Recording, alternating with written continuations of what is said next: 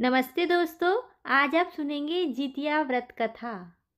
एक विशाल पाकड़ के पेड़ पर एक चील रहती थी।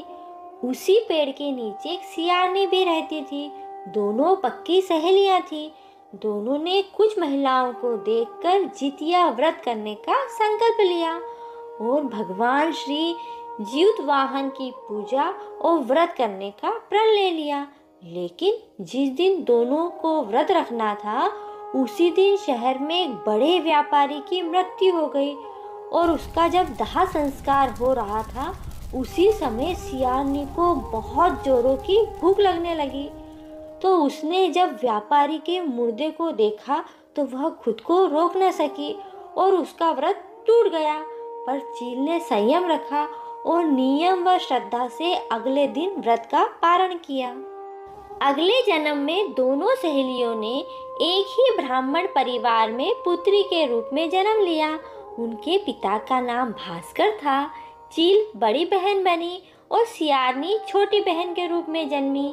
चील का नाम शीलवती रखा गया और शीलवती की शादी बुद्धिसेन के साथ हुई, जबकि सियारनी का नाम कपूरावती रखा गया और उसकी शादी उसी नगर के राजा मलायकेतु से हुई। भगवान जीतवाहन के आशीर्वाद से शीलवती के 7 बेटे हुए, पर कपूरावती के सभी बच्चे जन्म लेते ही मर जाते थे। कुछ समय बाद शीलवती के 7 पुत्र बड़े हो गए और वे सभी राजा के दरबार में काम करने लगे। कपूरावती के मन में उन्हें देखकर ईर्ष्या की भावना आ गई। उसने राजा से कहकर सभी बेटों के सर कटवा दिए और उन्हें 7 नए बर्तन मंगवाकर उसमें रख दिया और लाल कपड़े से ढककर शीलवती के पास भिजवा दिया। यह देखकर भगवान जीतवाहन ने मिट्टी से 7 भाइयों के सिर बनाए और सभी के सिरों को उसके धड़ से जोड़कर उन पर अमृत छिड़क दिया। इससे उनमें जान आ गई। 7 युवक जिंदा हो गए और घर लौट आए।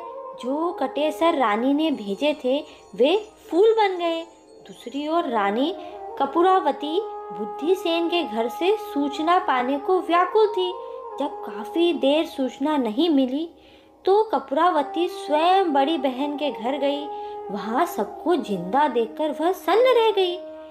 जब उसे होश आया तो बहन को उसने सारी बात बताई और उसे अपनी गलती पर पछतावा हो रहा था। भगवान जीतवाहन की कृपा से शीलवती को पूर्व जन्म की सारी बातें याद आ गई। वह कपूरावती को लेकर उसी पाकड़ के पेड़ के पास गई, उसे सारी बातें बताई। कपूरावती बेहोश हो गई सारी बातें सुनकर और फिर मर गई। जब राजा को इसकी खबर मिली तो उन्होंने उसी जगह पर पाकड़ के पेड़ के नीचे कपूरावती का दाह संस्कार कर दिया। मान्यता है कि तभी से संतान की लंबी उम्र और कल्याण के लिए ये व्रत रखा जाता है।